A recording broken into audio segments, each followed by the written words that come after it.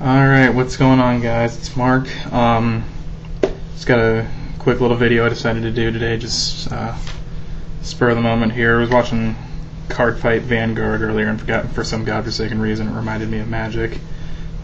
Card games, I guess. But what I basically wanted to do is throw my deck up on YouTube, deck, D-E-C-K, up on YouTube, and just get a couple of critiques on it, because I'll admit I have no idea what I'm doing when it comes to Magic. I like my deck the way it is right now, but if there's anything I can do to tweak it, to make it better, I would like to know. That's why I'm doing this video.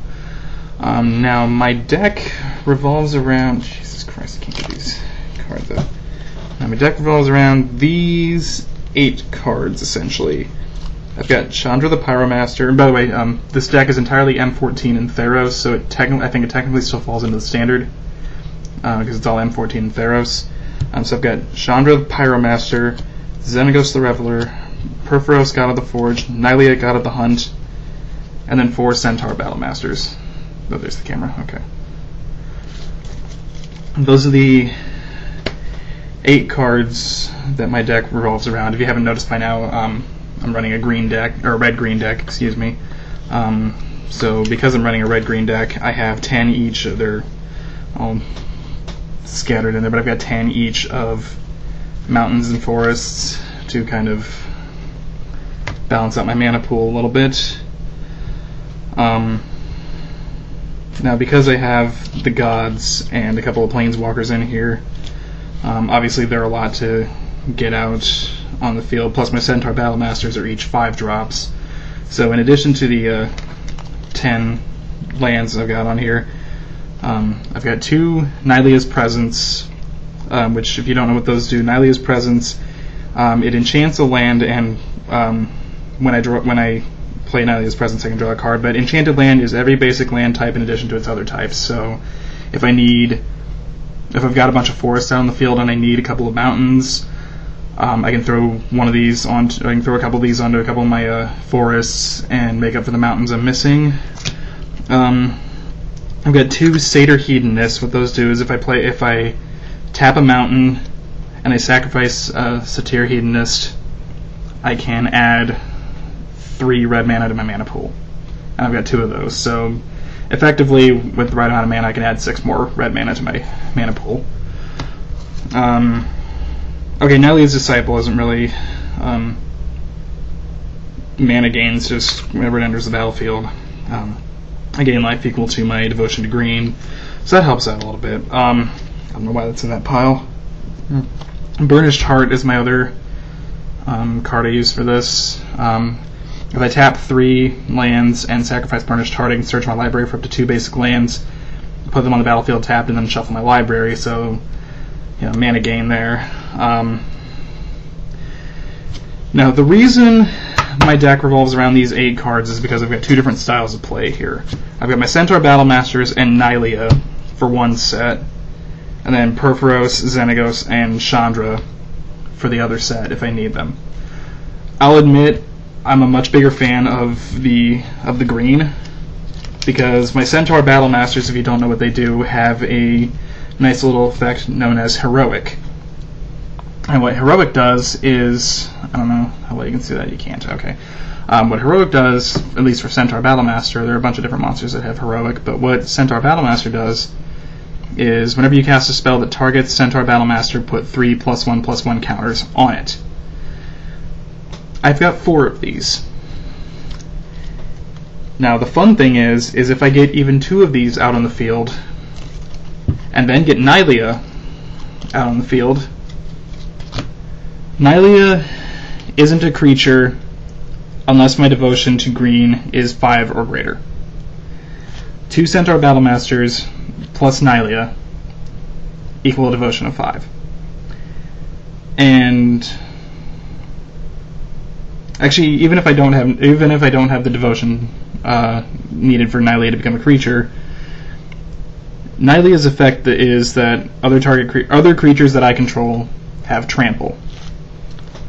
Now, the reason I like that so much is because, yes, the Centaur Battlemaster is only a 3/3 to begin with, But this entire stack right here, 1, 2, 3, 4, 5, 6, 7, 8, 9, 10, 11, 12, 13, 14, 15 cards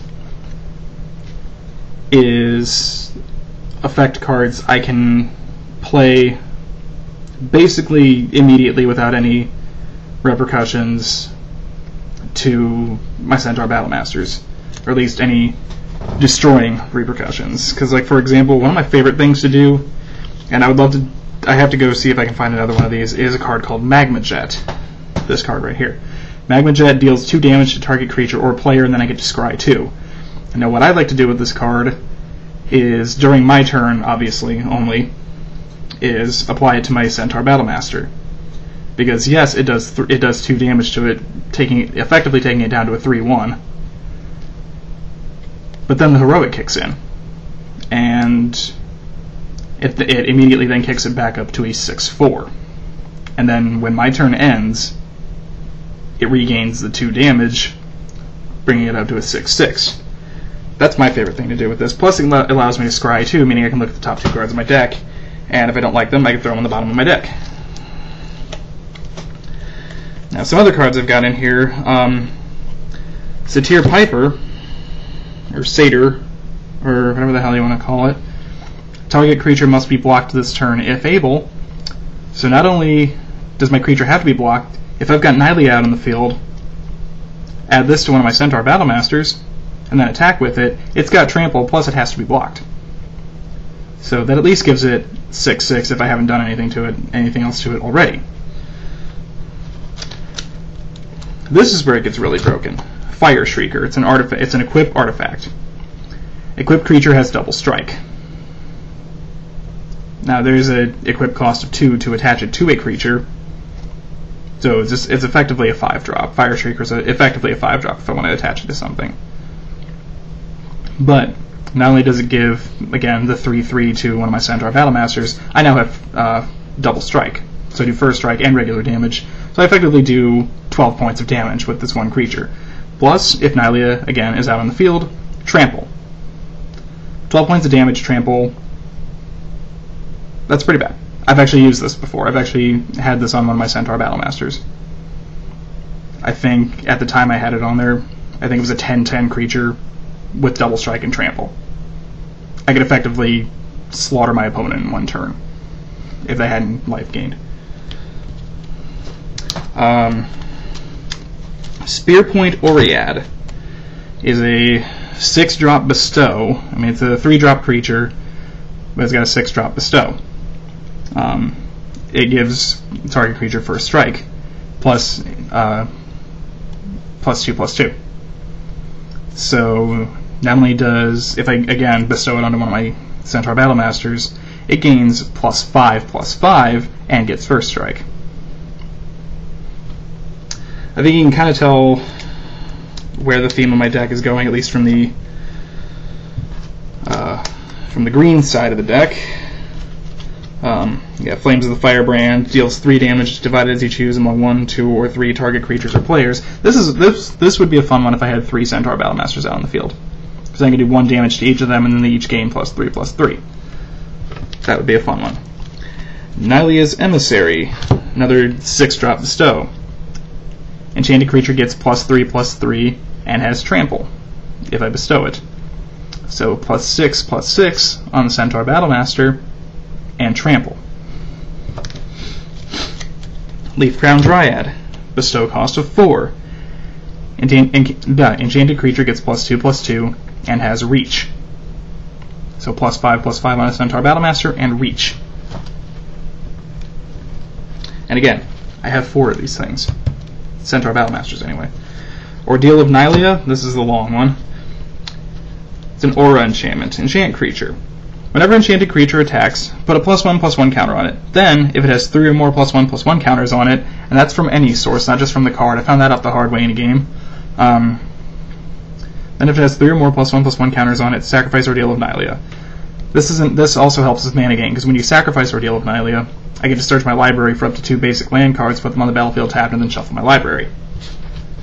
So not only does it power up my Centaur Battlemasters, plus giving them another +3/+3 on top of the extra counter I get to put 2 more lands on my field. Savage Surge. Target creature gets +2/+2 until the end of the turn, and then untap. So if I need a blocker, and I've got one of my Centaur Battlemasters out on the field, it automatically gains 5, and I untap it if it's been tapped. Now granted, the 2 goes away at the end of the turn, but that's still an additional 3. Feral Invocation is a flash aura. Enchanted creature gets +2/+2. Or, in the case of the Centaur Battlemaster, +5/+5. Another Leaf Crown Dryad, 4-drop reach, +2/+2. Warrior's Lesson is a fun one. Until the end of the turn, up to 2 target creatures I control each gain. Whenever this creature deals combat damage to a player, draw a card. That means I can attach this to 2 Centaur Battlemasters, giving each of them +3/+3. Centaur Battlemaster is such an underrated card, I tell you. Titan's Strength. Target creature gets +3/+1 until the end of the turn. So +6/+4 until the end of the turn, then it just gets the 3 from the heroic. And I get to scry 1. Check the top card of my library, put it on the bottom. Dragon Mantle. I have to look this one up to check the ruling on this, because it says enchant creature, when Dragon Mantle enters the battlefield, draw a card. Here's what I need to figure out. Enchanted creature has tap 1 red mana. This creature gets +1/+0 until the end of the turn. Now I don't know if that triggers the heroic every single time I use that effect or not. If somebody knows, let me know. I imagine it would probably be only when I enchant it and not when the extra effect kicks in, but please let me know if I'm mistaken. Shock, deal 2 damage to target creature or player. I can do that to a Battlemaster. It's a 1-drop, 3/1 up to 6/4 immediately. Pretty nice. And then finally there's that Magma Jet I was telling you about. The deal 2 damage to target creature or player, scry 2. So, I have 15 cards I can attach to my Centaur Battlemasters to give them more than enough attack power to crush anything that comes across. Let's see, these are cards I couldn't. This pile of 1, 2, 3, 4, 5, 6, 7, 8. These aren't cards I can really use on my Centaur Battlemasters, but they're still pretty handy to have. Artisan's Sorrow, destroy target artifact or enchantment, and scry 2. Chandra's Outrage, deals 4 damage to target creature and 2 damage to that creature's controller. Obviously I'm not going to use that on the Centaur Battlemaster because that does things to me, so that would be dumb. Lightning Strike deals 3 damage to target creature or player. I can't use that immediately on my Centaur Battlemaster. Be kind of dumb anyway. I mean, granted, it would get the 3 back, but that's not the point. I would only be able to use that late game. By the time late game comes around where it wouldn't have any adverse effects, it's too late and I'm already about to win. Defend the Hearth, prevent all combat damage that would be dealt to players this turn. Handy to have in any deck. Wild Celebrants. When Wild Celebrants enters the battlefield, as a creature, it's a 5-drop, 5/3. Wild Celebrants enters the battlefield, you may destroy target artifact. Pyromancer's Gauntlet I'll actually get to in a little bit when I get to my red side. Act of Treason, gain control of target creature until end of turn, untap that creature, it gains haste until the end of the turn. Handy to have as well.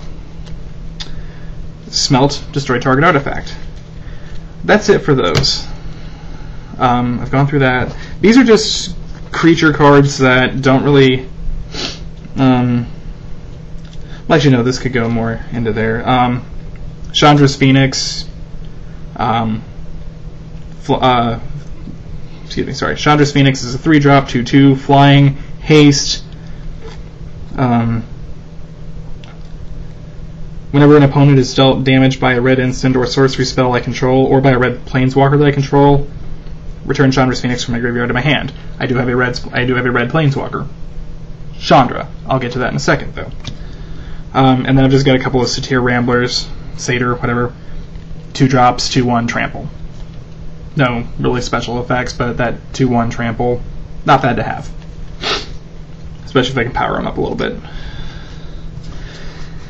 Now we get to the meat of the red side of the deck, and this should wrap things up here. I'm already at 15 minutes, so I gotta wrap it up anyway. Stormbreath Dragon, one of my mythic rares from Theros. Flying, haste, and protection from white. It is a 5-drop 4/4. If I tap 7 mana with at least 2 red, it gets Monstrosity 3. If this creature isn't monstrous, put 3 +1/+1 counters on it, and it becomes monstrous.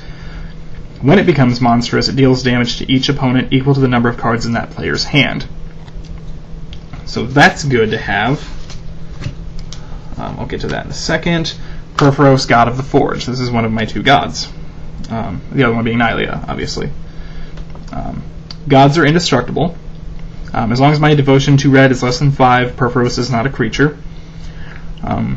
Whenever another creature enters the battlefield under my control, Purphoros deals 2 damage to each opponent. And then it has an effect of I can tap 3, including 1 red mana, and creatures I control get +1/+0 until the end of the turn. Nice to have. Now we get to my Planeswalkers. I've already been through Stormbreath Dragon.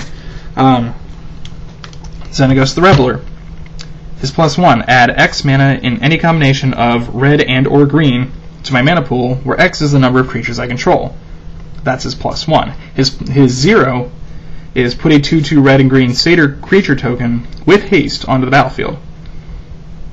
So pop that a few times, pop my +1.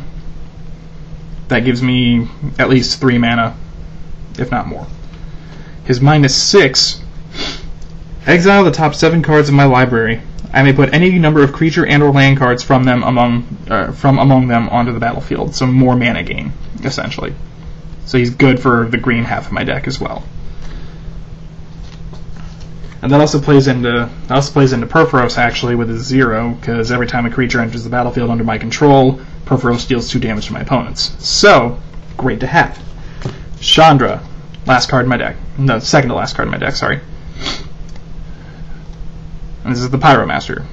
Her +1, Chandra Pyromaster deals 1 damage to target player and 1 damage to up to 1 target creature that player controls. That creature cannot block this turn. If I really wanted to, I could technically do that to myself to... I think I can technically do that to myself to do damage to one of my Centaur Battlemasters and give it another +3. I have to look that up though. 0. Exile the top card of my library. I may play it this turn if I want to. -7. Exile the top 10 cards of your library. Choose an instant or sorcery card exiled this way and copy it 3 times. I may cast the copies without paying their mana costs, which would be great for my Battlemasters. Because if I have all 4 of them out on the field, that's 4 instants I can... That's 4 instants or sorceries that I can play, 1 on each of them, and give them each the +3/+3 plus whatever added effect. Pretty fun. Pyromancer's Gauntlet is the final card in my deck.